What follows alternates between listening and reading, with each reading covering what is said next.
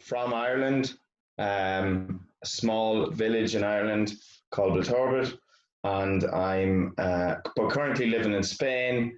And a few years ago, I used to live in Mexico, and I lived there for about 3 years. Just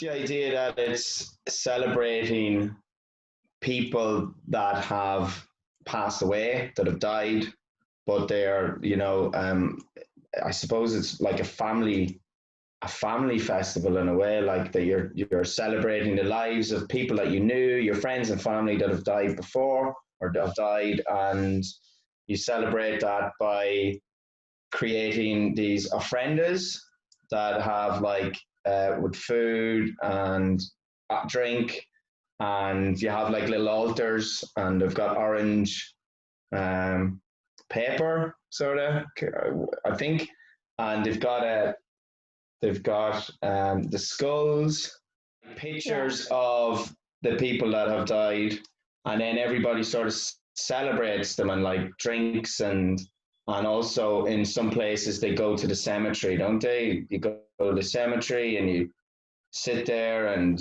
I think you might sing songs and stuff as well, and drink as well, and celebrate their lives or their spirits, let's say. Right. Yeah, and then you dress up in like the Catrinas, yeah. I can remember that also, and you dress up in all sorts as well, I think. Was there anything else?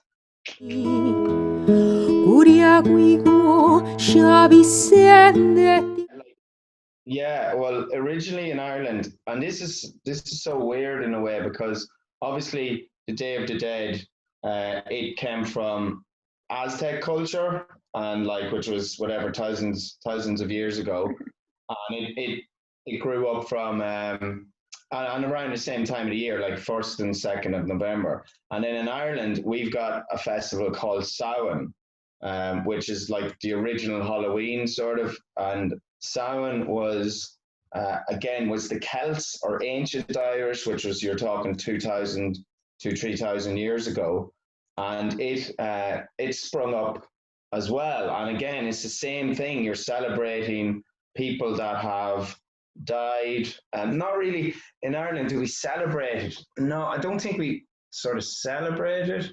It's more like we acknowledge it, but in Ireland it's more a thing like to fear. Like it should be, you're scared of these spirits coming back, even though there might be people that are in your family or that type of thing. But yeah, it comes from the same sort of thing, that you've got the human world or the living world and the dead world, and then on this particular day of the year, those two worlds come together or are very close together. So yeah, it's the same in Ireland in that sense. But we do all sorts of things. We dress up as well in costumes, which is meant to mean that we are we're disguised when the spirits come, because the spirits they just think we're other spirits or something like that. And but we do the trick-or-treating. I don't think you really, do you do the trick-or-treating? I can't, no.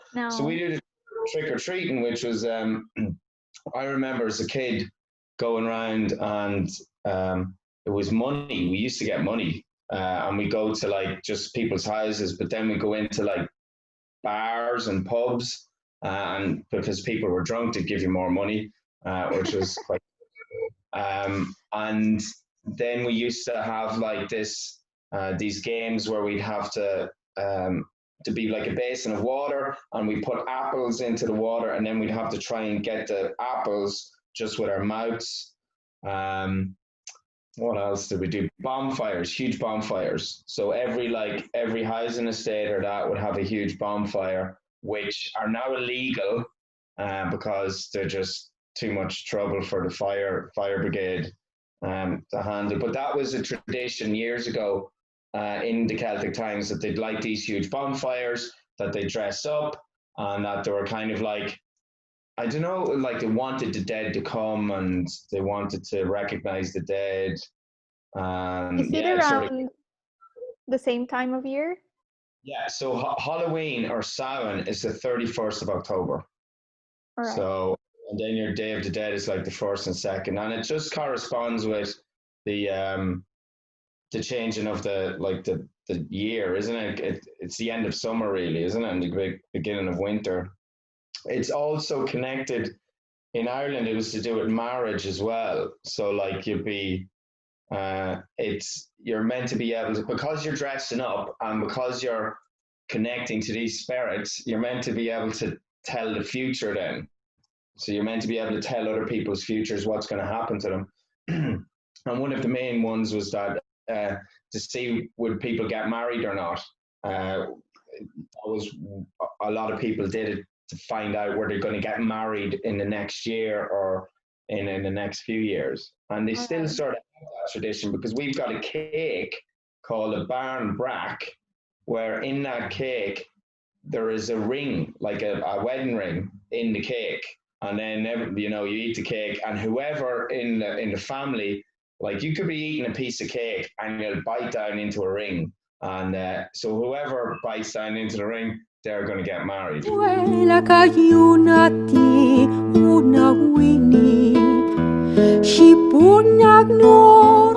Well, it means that your body is dead, like it decomposes because your heart stops beating and your brain stops working and your organs stop working, and all your organic tissue just dies and decomposes. Right. So it's more of a rational, for sure, idea of death and not a very spiritual one. No, it's not. Like the closest that I would get to being spiritual is, strangely enough, something that I picked up in Mexico and from the idea of the ofrendas. Because in Ireland, how we celebrate the death of like a loved one is every year we have to go to their grave in like a Catholic cemetery, and it's just really somber because everybody is at their loved ones' graves, and everybody's kind of there and just going through like they have to say a mass, and then it's like everybody's sad, and then that's the end of the day. Whilst I like the idea of celebrating people that you've known and that have died, and thinking about things that they liked, the food that they liked, the music they liked, and movies that they liked, and celebrating that. And I love the idea. I wish I could bring the tradition of going to people's graves one night of the year and like playing music and singing and getting drunk to celebrate their life instead of being like all sad and stuff.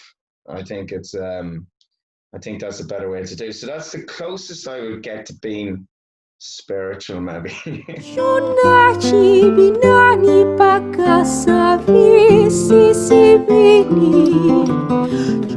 For sure.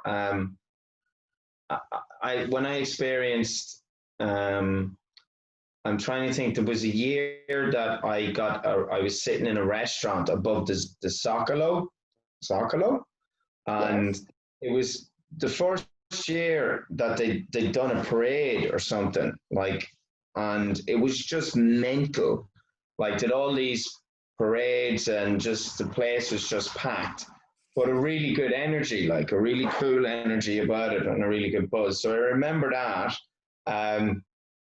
I also remember going to a rave, Scotland, that it was called, and it was. Soñaba dormida, llorona, dormida, te estabas quieta. What would I say? I think it's important for Mexican culture. Certainly, it's known around the world, and I think it's as I said before. I think you've got it right. I think you celebrate the idea of death correctly, because when people think about death, they just think of an existential dread. It comes over to them that someday you're going to die, and for most people, it just totally petrifies them. that you're not going to be walking around, you're not going to know people. And I think in terms of the Mexican culture, sort of, yeah, obviously that's going to happen, but like the idea of celebrating those people that have gone before, and I think you've got a much healthier relationship with death than other cultures. Maybe that you're... Yo te soñaba dormida, llorona dormida, te estabas quieta. Pero en llegando el olvido, llorona, soñé que estabas despierta. Si al cielo subir pudiera, llorona, las estrellas te